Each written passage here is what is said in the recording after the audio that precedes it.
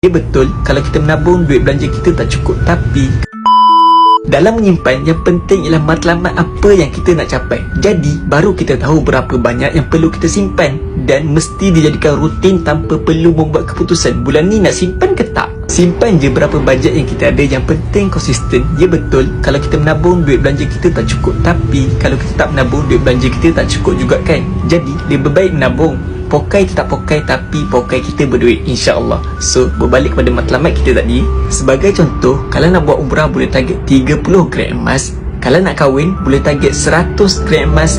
Dan kalau nak buat deposit rumah boleh target 150 gram emas. Kata mentor, satu keluarga boleh target 1 kilogram emas. Tapi kalau tak ada bajet yang besar, kita boleh mula menyimpan dengan bajet yang ada dulu. Jadi apa tunggu lagi? Dengan Public Gold mudah je. Kita boleh simpan serendah RM100. Yang ni yang dikatakan simpan sikit-sikit, lama-lama jadi bukit. Yang penting konsisten. So, dapat satu, cek komen. Jangan lupa follow.